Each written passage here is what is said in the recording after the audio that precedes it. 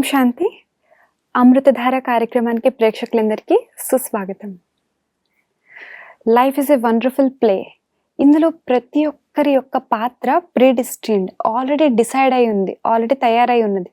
అయినా సరే మనం చాలాసార్లు కొన్ని సిట్యుయేషన్స్ వల్ల, కొన్ని కారణాల వల్ల మనం డిస్టర్బ్ అవుతూ ఉంటాం. దాన్ని ఫుల్గా ఎంజాయ్ చేయలేకపోతాం. అయితే ఈరోజు మనం ఈ ఎపిసోడ్లో మనం లైఫ్ని ఎందుకు టు ద ఫుల్లెస్ట్ ఎంజాయ్ చేయలేకపోతున్నాము, అదేవిధంగా ఆ కారణాల వల్ల మన శరీరం మీద ప్రభావం ఎలా ఉంటుంది అన్న దాని గురించి ఈరోజు మనం తెలుసుకుందాం.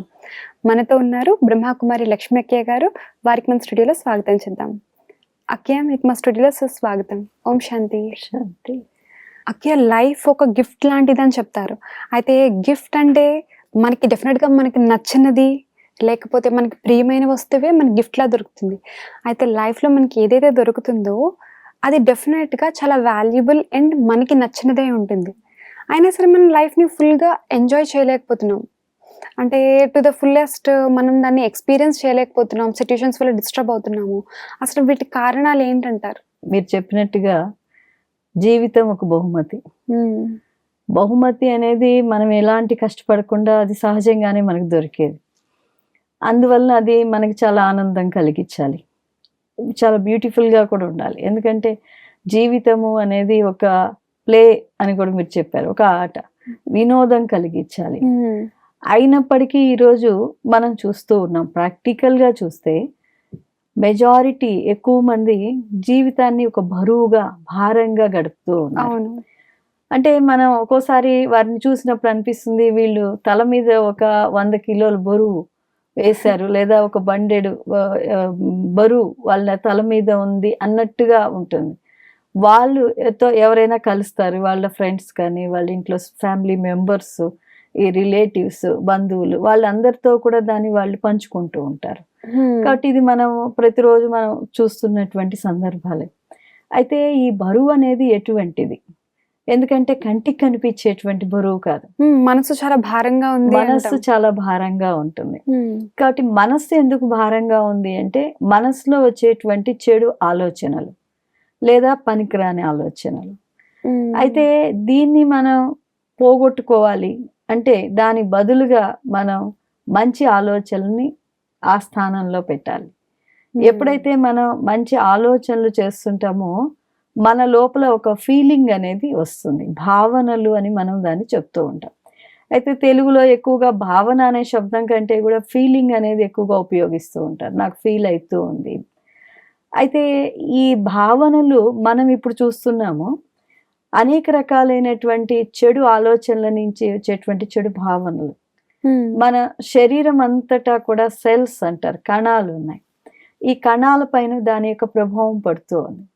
అందువలన ఈరోజు మనం చూస్తూ ఉన్నాము, కణాలు అనేది మన రోగ లక్షణాలను తెలిపిస్తాయి. శరీరాన్ని అనేక రకాలైన శత్రువులు, అంటే అనేక రకాలైనటువంటి వైరస్ నుంచి కాపాడుతుంది. కానీ దాన్ని ఈ మనోభావనలు, ఫీలింగ్స్ ఏవైతే ఉన్నాయో చెడు ఆలోచనల నుంచి వచ్చేవి నష్టపరుస్తూ ఉన్నాయి. అవును, సైకోసోమాటిక్ డిసీజెస్ అంటారు, ఏదైతే మెంటల్ ఫిజికల్ మీద ఎఫెక్ట్ పడుతుందో.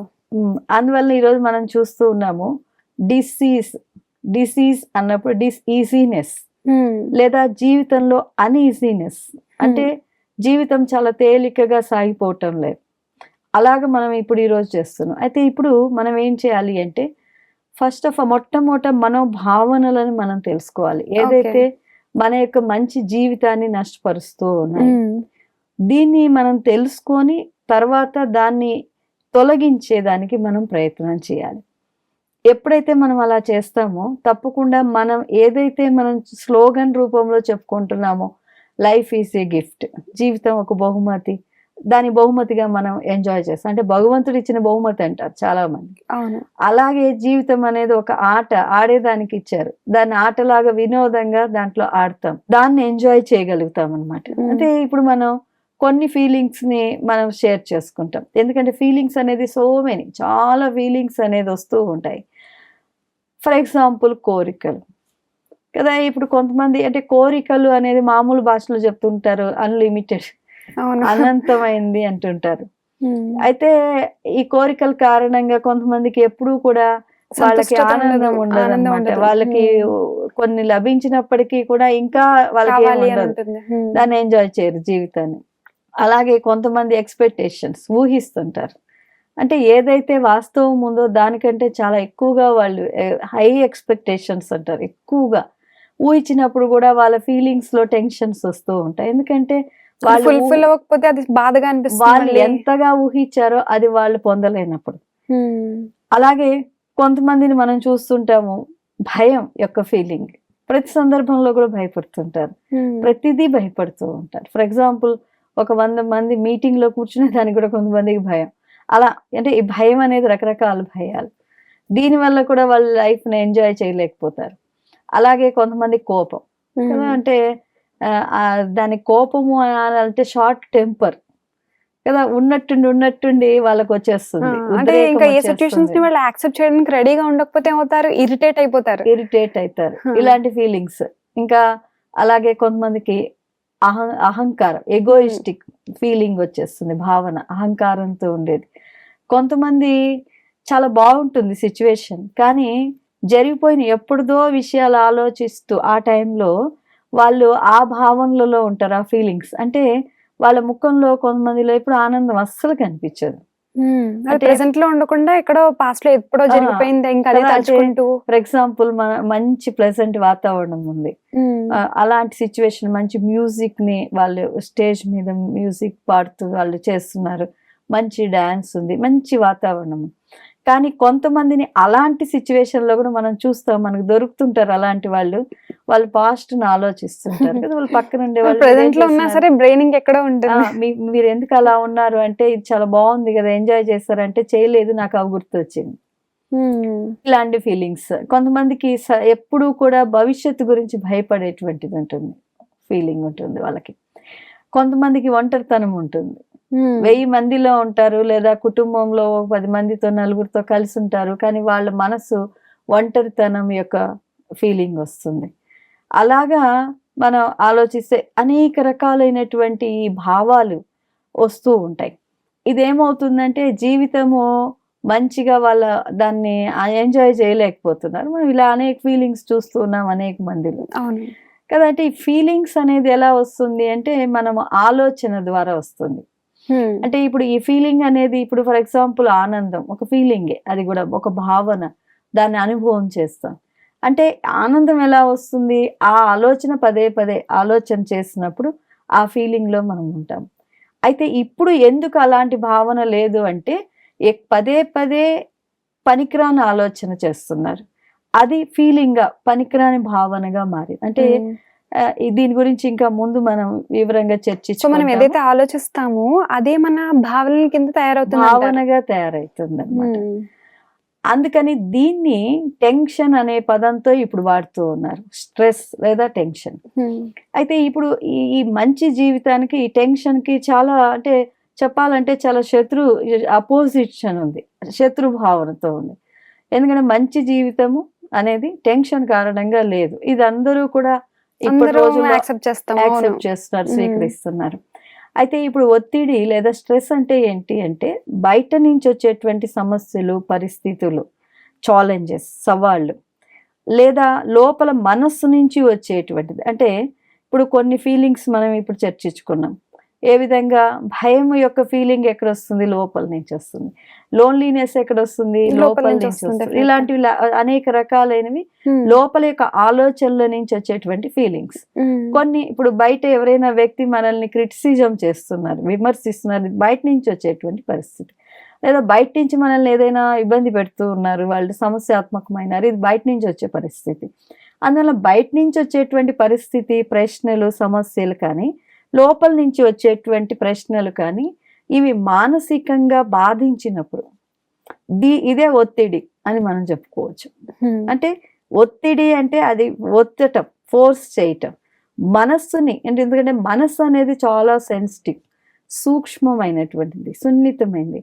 ఆ మనస్సుకి ఒత్తిడి తీసుకొని వచ్చేదే స్ట్రెస్ అని మనం చాలా చక్కగా దాన్ని ఆలోచించవచ్చు. ఏ విషయాలు, ఏ భావనలు మనస్సు, అతి సూక్ష్మమైన మనస్సుకి ఒత్తిడి తెస్తున్నాయి. అసలు ఒక్క ఆలోచన చాలు మన మైండ్ డిస్టర్బ్ అవ్వడానికి. ఒక్క ఫీలింగ్ చాలు. ఒక్క ఫీలింగ్ చాలు. అందువల్ల ఈ ఒత్తిడి అనేది మన యొక్క మంచి జీవితాన్ని, ఆ మంచి అనే శబ్దాన్ని తీసేసి చెడుగా ఆ జీవితాన్ని మార్చేస్తూ ఉన్నాయి. అవును. అయితే ఎప్పుడైతే మనకి ఇలాంటి విషయాలు ఏవైనా వచ్చాయి అంటే మనసులో ఒక అలారం లాగా సిగ్నల్ వస్తుంది. ఫస్ట్ టైం అంటే అప్పటి వరకు చాలా ప్రశాంతంగా ఉన్నారు అనుకుందాం. ఒకవేళ మేబీ ఒక 5 years 10 years కొంతమంది వాళ్ళ స్టడీ లైఫ్ వరకు, లేదా వాళ్ళు ఫ్యామిలీ లైఫ్లో ఎంటర్ అయ్యే వరకు అలా వాళ్ళు పీస్ఫుల్గా ఉంటారు. ఉన్నట్టుండి ఏదైనా ఒకటి వాళ్ళకి వచ్చినప్పుడు ఫస్ట్ టైం ఒక అలారం లాగా సిగ్నల్ వస్తుంది మనసులో. ఏదో కొంత మార్పు అనేది జరుగుతూ ఉంది, నా యొక్క ప్రశాంతత దెబ్బతింటుందని మనసు చెప్తూ ఉంటుంది. అయితే ఏం చేస్తారు అంటే ఒకటి తర్వాత ఒకటి ప్రాబ్లమ్స్ వస్తూ ఉంటాయి అనుకుందాం, సమస్యలు వస్తున్నాయి, ఇలా ఫీలింగ్స్ వస్తున్నాయి. అప్పుడు ఏమవుతుందంటే మనసు దాన్ని అలవాటు చేసుకుంటుంది. అప్పుడు ఏమనుకుంటారంటే నాకు ఏం స్ట్రెస్ లేదు, నాకేం టెన్షన్ లేదు, నేను చాలా బాగున్నాను అనేటువంటి ఫీలింగ్లోకి వాళ్ళు వచ్చేస్తారు. కానీ ఇది సూక్ష్మంగా నష్టపరుస్తుంది. ఎందుకంటే ఒకటి ఈ లోపల ఏదైతే ఒత్తిడి కలిగిందో, మనస్సుకు బాధ కలిగింది, దీని ఒత్తిడి అని మనం చెప్పుకున్నాం. అది ఏమవుతుంది అంటే కొన్ని శరీరంలోని సూక్ష్మ అవయవాలను దెబ్బతీస్తుంది. ఎటువంటి ఫీలింగ్స్? అదే ఇప్పుడు మనం అనుకున్నాం కదా, ఇప్పుడు కోపం యొక్క ఫీలింగ్, షార్ట్ టెంపర్, ఆవేశం వస్తుంది. ఆవేశం కొంతసేపు వచ్చింది, ఏం లేదు, అది వాళ్ళు నేచర్ అంతేలే. మన శరీరం మీద ఎటువంటి ప్రభావం ఉంటుందన్నారు? మన శరీరం మీద ఎలాంటి ప్రభావం అనేది ఇప్పుడు మనం చర్చ చేసుకుందాం. ఎందుకంటే ఈ ఫీలింగ్స్ ఏదైతే పదే పదే వస్తున్నాయో అది మనం ఏం చేయాలి అంటే దాన్ని అలవాటు అయిపోయింది అని దాన్ని మనం ఇప్పుడు చూస్తున్నాం, చాలా మంది దాన్ని లెక్క చేయటం లేదు. అవును. అంటే ఇప్పుడు అలవాటు చేసేసుకున్నారనమాట, స్ట్రెస్ తీసుకోవడం, ఈ ఫీలింగ్స్ లోకి రావటము వెళ్ళిపోవటం. కానీ అలా జరగకూడదు. ఓకే. ఎందువల్ల అంటే దీనివల్ల మనకు తెలియకుండానే స్లోలీ గ్రాడ్యువల్లీ నిదానంగా మన శరీరం మీద, మన మనస్సు పైన చాలా నష్టం కలగచేస్తుంది అనమాట. అందువల్ల ఇప్పుడు మనం ఏం చేయాలి అంటే ఈ టాపిక్కే మనం ఎందుకు చర్చించుకుంటున్నాము అంటే ఇప్పుడు ఆ లోపల ఏదైతే మనం ఒక శత్రువుగా భావించవచ్చు, దీన్ని మనం తొలగించాలి. దీనికి కొన్ని అడుగులు మనం వేయాలి, కొన్ని స్టెప్స్, కొన్ని మనకి మనమే దీన్ని ఎలా తొలగించాలి అనేటువంటిది ఆలోచించాలి. ఎందువల్ల అంటే ఇప్పుడు మనం ఎప్పుడైతే ఇలాగ అనేక రకాలైనటువంటి మనోభావనలతో మనం ఉన్నామో అది కొంత సమయం ఉంటుంది, మళ్ళీ తర్వాత దానిది మనకేం అనిపించదు. అది ఏమవుతుందంటే శరీరంలో లక్షల కోట్ల కణాలు ఉన్నాయి, సెల్స్. ఈ సెల్స్ ఏం చేస్తుంది, మనకి వ్యాధి లక్షణాలను తెలియచేస్తుంది. ఎప్పుడైతే ఈ సెల్స్ని దెబ్బతీస్తుందో వ్యాధి లక్షణాలు తెలియచేయటం అది ఆపేస్తుంది. అప్పుడు డిసీజ్ అనేది ఒకేసారి, అంటే ఈ మధ్య ఒకరిని విన్నాం, వాళ్ళు ఏదో ఇక్కడ నొప్పి అని చెప్పారు, వాళ్ళు ఏముందులే అనుకున్నారు, డాక్టర్ దగ్గరికి వెళ్ళారు, చాలా పెద్ద ఆపరేషన్ అయింది, ప్రాణం కూడా పోయే విధంగా పరిస్థితి వచ్చింది. అలాగే ఒకరు అలాగే భోజనం చేయలేకపోయినారు, 2 ఇడ్లీ తినలేకపోయినారు. ఏంటా ఊరికే డాక్టర్ దగ్గరికి వెళ్తే వాళ్ళకి శరీరంలో చాలా భాగాల్లో క్యాన్సర్ వచ్చింది, ముఖ్యంగా లివర్ క్యాన్సర్ వచ్చింది. ప్రాక్టికల్ మనం చూస్తున్నాం. ఇలా ఎందువల్ల అంటే ఎప్పుడైతే ఈ యొక్క స్ట్రెస్ అనేది లోపల పెట్టుకున్నారు, దాన్ని పోగొట్టుకోలేదు, మన జీవితం ఎలా ఉండాలో అలాగ మనం తయారు చేసుకోదు అంటే ఈ యొక్క సెల్స్ ఎటువంటిది, మనకు మిలిటరీ లాగా శరీరాన్ని కాపాడేటువంటివి కణాలు. కాబట్టి ఈ కాపాడేటువంటి రక్షణ వ్యవస్థ దెబ్బతీస్తుంది. దీనే మనం ఇమ్యూన్ సిస్టమ్ అంటుంటాం. వ్యాధి నిరోధక శక్తి దెబ్బతింటుంది. అలాగే రోగ లక్షణాలను బయట వేసేటువంటి శక్తి దెబ్బతీస్తుంది. కాబట్టి ఈ విధంగా అనేక రకాలైనటువంటి ప్రభావం అనేది శరీరం మీద మనకి పడుతూ ఉంటుంది. మనస్సు గురించి ఆలోచిస్తే వారికి జ్ఞాపక శక్తి తగ్గుతుంది. కొంతమంది ఏమనుకుంటారంటే నాకు ఎక్కువ ఆలోచనలు ఎక్కువైపోయినాయి, నాకు ఇంత ముందులాగా మెమరీ పవర్ లేదు అని చెప్తూ ఉంటారు. నాకు ఇంత స్ట్రెస్ తీసుకుని ఇంకా అవే ఆలోచనలు చేస్తూ ఉంటే ఏదైతే ఇంపార్టెంటో అవి డెఫినెట్ గా మనం మర్చిపోవడం మొదలు పెడతాము, అవుతూ ఉంటుంది. తర్వాత ఏదైతే మనం బాగా సూక్ష్మంగా ఒక విషయాన్ని అర్థం చేసుకోవాలంటే చెప్పాలంటే మనస్సు శాంతియుతంగా ఉండేది వెళ్ళిపోతుంది, అదే అనలైజ్ చేసే అది శక్తి కూడా తగ్గిపోతుంది. ఇది సూక్ష్మమైనటువంటి నష్టం. కాబట్టి ఇలా అనేక రకాలు, అంటే ఇప్పుడు మన శరీరంలో హైపోథలామస్ పిట్యూటరీ 2 గ్రంథుల మధ్య ఒక అండాకారంలో ఒక శక్తి ఉంది.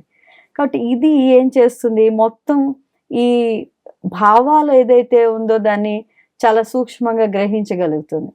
ఎప్పుడైతే మనం పదే పదే ఇటువంటి ఫీలింగ్స్లోకి వస్తూ ఉంటామో, ఈ ఫీలింగ్స్ని మనం ఎప్పటికప్పుడు మంచి ఆలోచనల ద్వారా తొలగించే ప్రయత్నం మనం చెయ్యము. మనం ఫీలింగ్లోకి వస్తూ ఉంటాం అంతే, అలాగే గడిపేస్తుంటాం జీవితాన్ని. అప్పుడు ఏమవుతుంది, మన శరీరం అంతా కూడా అంతఃస్రావక గ్రంథి, ఎండోక్రైన్ సిస్టమ్, టోటల్ శరీరంలోని గ్రంథులన్నిటిలో ఆ యొక్క అంతఃస్రావక గ్రంథులు అనేది సిస్టమ్ అనేది వెళ్తూ ఉంటుంది, రక్త కణాల్లో ఉంది. కాబట్టి ఈ యొక్క గ్రంథి యొక్క నియంత్రణ హైపోథలామస్ చేస్తుంది. ఇప్పుడు శరీరం యొక్క పెరుగుదల, లేదా జీర్ణ వ్యవస్థ, లేదా శరీరం యొక్క అవయవాల వృద్ధి. అలాగే రెండవది ఏంటి అంటే, ఈ హైపోథలామస్తో నాడీ మండలం, నరాలు, మొత్తం శరీరంలో తల నుంచి కాళ్ళ వరకు ఈ నరాల యొక్క సమూహం నాడీ మండలం అని. ఈరోజు మనం చూస్తున్నాము నరాల బలహీనత, లేదా నరాల వల్ల అనేక రకాలైనటువంటి వ్యాధులు వస్తూ ఉన్నాయి. ఇవన్నీ కూడా ఈ భావాల వల్ల వస్తూ ఉన్నాయి, ఈ యొక్క ఫీలింగ్స్ వల్ల. అలా మనం ఆలోచిస్తే ఈ మధ్య అధునాతనంగా ఒక పరిశోధన చేశారనమాట వాళ్ళు. దాంట్లో కొన్ని వ్యాధులు ఎలాంటి మనోభావాల నుంచి వస్తున్నాయి, ఫీలింగ్స్ వల్ల వస్తున్నాయి. ఎందుకంటే మనం మొదటే ఈ విషయాన్ని చర్చించుకున్నాం, ఒక ఆలోచన పదే పదే చేయటం వల్ల అదొక భావన కింద అది భావనగా మారుతుంది. అంటే ఈ మధ్య కొన్ని టెస్టులు చేశారు వాళ్ళు, కొన్ని పరిశోధనలు. కొంతమందికి ఎయిడ్స్ వ్యాధి వచ్చింది, కానీ కొన్ని సంవత్సరాలు వాళ్ళు బతకగలిగారు ఎక్కువగా. కొంతమందికి ఎయిడ్స్ వ్యాధి వచ్చింది, చాలా తక్కువ టైంలో వాళ్ళు చనిపోయినారు. ఎందువల్ల వాళ్ళు త్వరగా చనిపోయినారు, వీళ్ళు ఎందుకు ఎక్కువ కాలం బతకగలిగారు అంటే, మామూలుగా మనకు తెలుసు ఎయిడ్స్ లాంటి వ్యాధులు ప్రాణాంతకమే అని. అంటే వాళ్ళ ఇమ్యూన్ సిస్టమ్ బాగా పనిచేస్తుంది. ఎందువల్ల వాళ్ళ యొక్క వ్యాధి నిరోధక శక్తి బాగా పనిచేసింది అని కూడా వాళ్ళు రీసెర్చ్ చేశారు. అంటే వాళ్ళలో ఒత్తిడి తక్కువ ఉంది. అంటే ఇప్పుడు మన ముందు వచ్చేటువంటి సిచ్యువేషన్స్ అనేది ప్రతి ఒక్కరికి వస్తాయి. ఇలా కాదు, కొంతమందికే సమస్యలు వచ్చాయి, ప్రాబ్లమ్స్ వచ్చాయి, లేదంటే ఇంకేదైనా వచ్చింది, వేరే వాళ్ళకి రాలేదు అనేది లేదు, అందరికీ వస్తాయి. అయితే కొంతమంది ఏం చేస్తారంటే దాన్ని ఎక్కువగా తీసుకొని ఆలోచించి దాన్ని భావనగా, ఫీలింగ్గా తీసుకుంటారు. కొంతమంది ఏంటంటే దాన్ని కొంత తేలికగా, కొంత మీడియంగా తీసుకుంటారు. దాని ఆధారంతో వాళ్ళల్లో ఉండేటువంటి వ్యాధి నిరోధక శక్తి ఉంటుంది. ఫర్ ఎగ్జాంపుల్ మనం చూస్తూ ఉంటాం, ఇప్పుడు వర్షాకాలం నుంచి చలికాలం వచ్చింది, కొంతమందికి చాలా ఎక్కువగా దగ్గు, జలుబు, జ్వరాలు ఏమేమో వచ్చేస్తాయి, కొంతమందికి రావు. కొంతమందికి ఒకవేళ వచ్చిన 1 or 2 days, అంటే సీజన్ తన ఫ్రూట్ని తినిపించేసి వెళ్ళిపోతుంది. కొంతమంది చాలా దానివల్ల బాధపడతారు. ఎందువల్ల అలా వస్తుంది అంటే వ్యాధి బాడీ యొక్క ఇమ్యూనిటీ సిస్టమ్ బట్టి. కాబట్టి ఈ ఇమ్యూన్ సిస్టమ్ ఎందుకు వాళ్ళలో తక్కువ ఉంది, వీళ్ళలో ఎక్కువ ఉంది అంటే, ఇవన్నీ కూడా వాళ్ళు ప్రతిరోజు వారి యొక్క వ్యవహారం అలా ఉంటుంది. అంటే వాళ్ళ యొక్క మానసిక సిస్టమ్, మానసిక వ్యవస్థ అలా ఉంటుంది. అలా ఉన్నప్పుడు వాళ్ళకు దాని యొక్క ప్రభావం ఎక్కువగా ఉంటుంది. కాబట్టి మనం ఇలా చూస్తే మనోభావాల యొక్క ప్రభావం అనేది శరీరం మీద చాలా చాలా ఉంటుంది. ఈ మధ్య ఒక పరిశోధన చేశారు డయాబెటిక్ గురించి, షుగర్ వ్యాధి. ఎందుకంటే ఇప్పుడు రోజుల్లో షుగర్ వ్యాధి అనేది చాలా ఎక్కువగా వస్తూ ఉంది కదా. ఈ షుగర్ వ్యాధి గురించి ఒక పరిశోధన చేస్తే దాంట్లో ఏమొచ్చిందంటే, కొంతమందికి కొంత మూర్ఘంగా ఉంటారు, అంటే మొండితనం. చెప్తారు కదా, వాళ్ళు పట్టిన కుందేలకు 3 కాళ్ళు. అంటే వాళ్ళు చాలా ఎక్కువగా వాళ్ళ ఆలోచన రైట్ అనేటువంటి ఆలోచన ధోరణి ఉంటుంది కొంతమందిలో. వాళ్ళు ఎవరిది కూడా వినరు, వాళ్ళ ఆలోచనే వాళ్ళు చేస్తూ ఉంటారు. రెండవది ఏంటంటే, వాళ్ళు స్వీట్నెస్ ఉండదు, మధురంగా వాళ్ళ వ్యవహారం ఉండదు. అలాంటి వాళ్ళలో షుగర్ వ్యాధి ఎక్కువగా వచ్చే అవకాశం ఉంది. అంటే ఈ డయాబెటిక్ పేషెంట్స్ యొక్క మనోభావనలని వాళ్ళు పరిశోధన చేశారు. చాలా ఇంట్రెస్టింగ్ గా ఉంది అక్క. అంటే మన ఏదైతే వ్యాధి వస్తుందో డెఫినెట్గా మన భావనలు, అంటే ఇప్పుడు మీరు అన్నట్టుగా షుగర్ పేషెంట్స్ ఎవరైతే స్వీట్ గా అంటే బై నేచర్ ఉండరో, సో అండ్ ఎవరైతే వాళ్ళు ఏదైతే చేస్తున్నారో అదే కరెక్ట్ అని అనుకున్న వాళ్ళకి ఎక్కువ షుగర్ వచ్చిందని సైంటిఫిక్ ప్రూఫ్ చేసిందా? సైంటిఫికల్లీ రీసెర్చ్ లో ఇది ప్రూఫ్ చేశారు. మోస్ట్ ఆఫ్ ద పీపుల్, అంటే మనం 100కు 100 అని చెప్పలేము, ఎక్కువ మంది ఈ కారణాల వల్ల ఈ యొక్క వ్యాధి వస్తుంది. అంటే వాళ్ళ ఆలోచన, ఇప్పుడు జనరల్ గా ఎవరైతే వాళ్ళదే ఆలోచన రైట్ పట్టుదలగా వాళ్ళు ఉంటారో వాళ్ళ వైఫ్ లేదా హస్బెండ్ లేదా వాళ్ళ చిల్డ్రన్, అంటే చాలా దగ్గర సంబంధంలో ఉండే వాళ్ళ మాటలు కూడా వాళ్ళు వినరు. ఎప్పుడైతే వాళ్ళు ఎవరిది వినరో వాళ్ళ యొక్క సంబంధంలో స్వీట్నెస్ ఉండదు. అంతే కదా. అందుకని అలాంటి వాళ్ళ శరీరంలో నుంచి కార్టికోస్టిరాయిడ్ అనేటువంటి పదార్థం ఉత్పన్నమవుతుంది. అది డయాబెటిక్ వ్యాధిని కలుగజేస్తుంది అని వాళ్ళు ఈ మనోవైజ్ఞానికులు, మనోశాస్త్రజ్ఞులు తెలిపించినటువంటి ఒక విషయం. అయితే నేను ఇది విన్న తర్వాత చాలా మందిని అడిగాను, మీరు అలాంటి నేచర్ ఉందా అంటే అవునవును అంటూ వచ్చారు. అంటే కొంతమందిని అడుగుతూ వచ్చాను అనమాట. అవును నిజమే, అలాగే ఉంది నా నేచర్ అని. అలా స్టడీ చేస్తే అటువంటి మనోభావనలు, అంటే ఇది చాలా అద్భుతమైన విషయం. అంటే వాళ్ళ భావనలకి వాళ్ళ శరీరంలో రోగానికి అంత దగ్గర సంబంధం ఉంది. అలాగే కొంతమంది నేచర్ అంటే భావనలు, ఫీలింగ్స్ అలా ఉంటాయన్నమాట. వాళ్ళు చిన్న విషయాన్ని పెద్దదిగా చేస్తారు. అలాగే కొంతమంది ఏం చేస్తారంటే జరిగిపోయిన విషయాలు ఎక్కువగా ఆలోచిస్తారు. ఎక్కువగా ఆలోచించటము, ఎక్కువగా దాన్ని తీసుకోవటం, అలాంటి వాళ్ళకి ఏమొస్తుందంటే తరచుగా కోపం వచ్చేస్తుంటుంది ఏదైనా అలా. అంటే ఆల్రెడీ వాళ్ళ మనసు ఏంటంటే కొంత గా ఉంటుంది. ఎక్కువగా జరిగిపోయిన విషయాలు ఎవరైతే జరిగిపోయినా కూడా బాధాకరమైన సన్నివేశాలే ఆలోచిస్తారు. అలాంటి వాళ్ళలో హై బీపీ, హార్ట్ డిసీజెస్ వచ్చే అంటే వచ్చే అవకాశాలు ఎక్కువగా ఉంటాయి. అలాగే కొంతమంది మనోభావాలు లెగ్ పుల్లింగ్, అంటే ఎవరైనా ముందుకు పోతుంటే వాళ్ళని వెనక్కి లాగుతుంటారు కదా. ఈర్ష, కాంపిటీషన్ నేచర్, పోటీ తత్వం కదా. అలాంటి వాళ్ళకు బ్రెయిన్ సంబంధించినటువంటి డిసీజెస్, నరాలకు సంబంధించిన వ్యాధులు, కిడ్నీకి సంబంధించినటువంటి వ్యాధులు వస్తుంటాయి. కాబట్టి మన ఇలాగా అనేక మనోభావనలు ఉన్నాయి. ఒక్కొక్క వ్యాధికి కొన్ని ఫీలింగ్స్ తో చాలా సంబంధం ఉంది. దీనివల్ల ఆ వ్యాధిగ్రస్తులు అవుతున్నారు. ఇప్పుడు మనం ఈ యొక్క విషయాన్ని మనం ఎందుకు చర్చించుకుంటున్నామంటే, ఇప్పుడు ఏదైతే నెగిటివ్ ఫోర్స్ తో ఇలాగ మనం బాధపడుతూ ఉన్నామో దానికి వ్యతిరేకంగా పాజిటివ్, అంటే సకారాత్మకమైంది మంచి ఆలోచన మనం ఎప్పుడైతే చేసేదానికి ప్రయత్నం చేస్తూ ఉంటామో అప్పుడు మనం ఆల్రెడీ వ్యాధి వచ్చింది, ఆ వ్యాధిని మనం కంట్రోల్లో పెట్టుకునే దానికి సంభవిస్తుంది. లేదంటే వ్యాధి ఇంకా రాలేదు, ఆ వ్యాధి రాకుండా మన యొక్క ఫీలింగ్స్ ని మార్చుకోవటం ద్వారా మనం ఆరోగ్యంగా ఉండొచ్చు. రెండవది శారీరకంగా కూడా ఆరోగ్యాన్ని మనం పొందగలుగుతాం. చాలా చక్కగా చెప్పారు అక్క. అంటే ఆలోచనలు ఎంత అంటే ఇంపార్టెంట్. మనం ఏ విధంగా ఆలోచిస్తున్నామో అది డెఫినెట్గా మన లైఫ్ మీద, మన హెల్త్ మీద ఎఫెక్ట్ పడతాయి. మా ఆడియన్స్ కింద చక్కగా చెప్పినందుకు, మీ అమూల్యమైన సమయాన్ని కేటాయించి మా స్టూడియోకి వచ్చినందుకు హృదయపూర్వక ధన్యవాదాలు అక్క. ఓం శాంతి. ప్రతి ఒక్కరం ఒక ఆరోగ్యమైన జీవితం కావాలి అని కోరుకుంటాం. ఈరోజు మనం ఈ ఎపిసోడ్లో మన శరీరం పైన ప్రభావం మనసు యొక్క ఆలోచన వల్ల, భావనల వల్ల ఎలా ఉంటుంది అన్నది విన్నాం. అయితే ఈ భావనలు మనకి లాంగ్ టర్మ్, మన నెగిటివిటీ కానీ ఏదైనా సరే, ఇందాక అక్కే చెప్పినట్టుగా డయాబెటీస్ స్టడీస్ త్రూ ఏదైతే మనకి సైంటిస్ట్ ప్రూవ్ చేశారో, సో అలాగే ఏదైతే మన ఫీలింగ్స్, ఇమోషన్స్ ఏవైతే ఉన్నాయో వాటి వల్ల డిసీజెస్ వస్తాయి. అండ్ అదే ఫీలింగ్స్తో మనం మంచి భావనలతో ఆ డిసీజ్ని కూడా కంట్రోల్ చేయొచ్చు అని తెలుసుకున్నాం. సో ఈ విషయం మీకు అర్థమైందని ఆశిస్తున్నాను. నెక్స్ట్ మరొక ఎపిసోడ్లో ఇదే టాపిక్ని కంటిన్యూ చేద్దాం. అప్పటి వరకు సెలవు తీసుకుంటున్నాం. ఓం శాంతి.